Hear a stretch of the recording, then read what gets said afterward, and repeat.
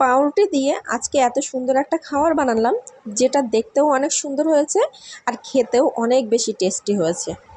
আর যেটা তৈরি করতে আমার মাত্র 5 মিনিট সময় লেগেছে।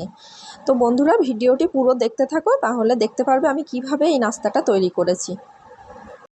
বন্ধুরা, তোমরা কেমন আছো? আশা করি সবাই ভালো আছো, আমরাও ভালো আছি। তো আজকে বিকালে আমি একটু পাউরুটি দিয়ে একটা নাস্তা তৈরি করেছি, তো সেটার রেসিপি আমি তোমাদের সাথে শেয়ার করে নেব।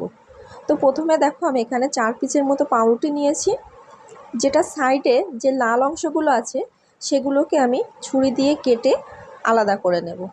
আর মাঝখানের যে সাদা অংশটা আছে সেটাই আমি আজকের রেসিপিতে ইউজ করব। তো দেখো, প্রথমে আমি খুব সাবধানেই ধারের লাল অংশগুলোকে ছুরি দিয়ে কেটে আলাদা করে দিলাম। তারপরে আমি মাঝখানে সাদা অংশগুলোকে নিয়ে পিঁড়ে বেলুনে ভালো করে বেলে নেব।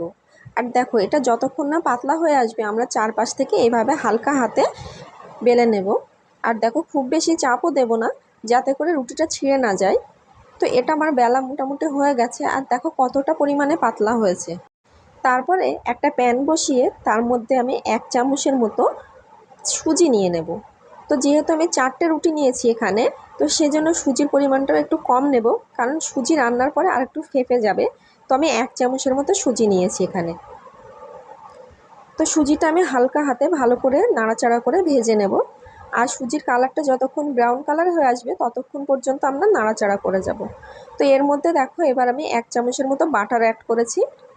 আর বাটারটা দেওয়ার পরে আমি সুজিটাকে খুব ভালোভাবে নেড়েচেড়ে নেব, যাতে বাটারটা সুজির গায়ে ভালোভাবে মিক্সড হয়ে যায়। তো তারপরে এর কালারটাও দেখো অনেকটা চেঞ্জ হয়ে গেছে। তো এটা আমি হালকা হাতে নাড়াচাড়া করে নিয়ে এর মধ্যে অ্যাড করে দেবো পরিমাণ মতো দুধ। আর দুধের পরিমাণটা আমাদের এমন নিতে হবে যেন সুজিটা দুধের সাথে বেশ মাখো মাখো হয়ে আসে, যেন খুব বেশি দুধ ঝোল ঝোল মতো না হয়। তার জন্যই আমি অল্প পরিমাণ দুধ নিলাম।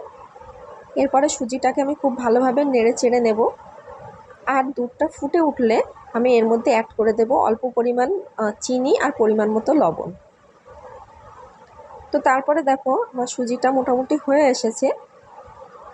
এরপরে আমি চিনিটাকে খুব ভালোভাবে মিশ্রণের মধ্যে এবার দুধটা দেখো সুজির গায়ে মাখো মাখো হয়ে আসলে আমি ওভেনটা বন্ধ করে দেব। আর এটাকে আমি ঠান্ডা করে নেব। ঠান্ডা করে নিয়ে তারপরে আমি যে রুটিগুলো বেলে রেখেছিলাম আগে থেকে, তার মধ্যে আমি সুজিগুলোকে খুব ভালোভাবে এভাবে দিয়ে দেব, দিয়ে রুটিগুলোকে হালকা হাতে মুড়ে নেব। আর এইভাবে আমি 4টে রুটি করে নেব।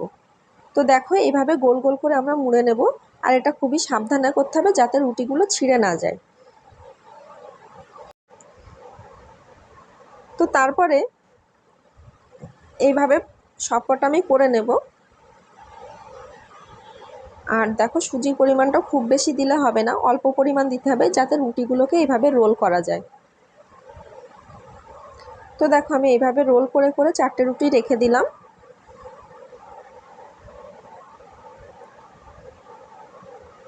তারপরে আমি আবার একটা পাত্রের মধ্যে দুধ দিয়ে দুধটাকে ভালো করে গরম করে নেব।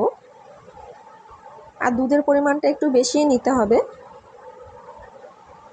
তো তারপরে দুধটা যখন ফুটে উঠবে বা হালকা গরম হয়ে আসবে, তার মধ্যে আমি চিনি আর গুঁড়ো দুধ অ্যাড করে দেব।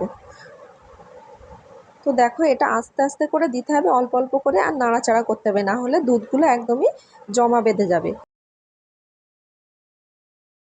আমি আস্তে আস্তে করে গুঁড়ো দুধ দিচ্ছি আর হালকা হাতে নেড়ে নিচ্ছি।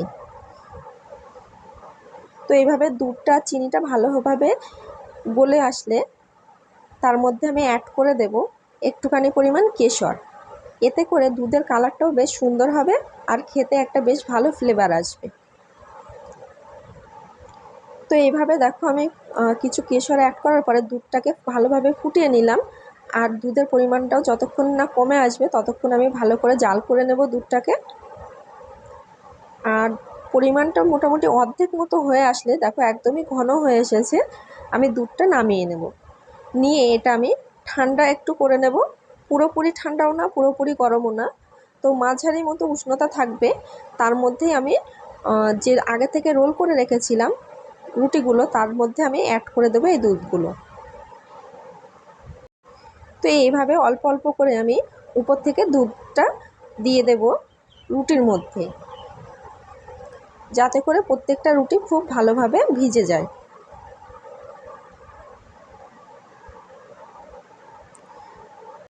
আর বাচ্চাদের সকালের টিফিনে বলো কিংবা সন্ধ্যার নাস্তায় এটা কিন্তু খুবই জনপ্রিয় একটা খাবার।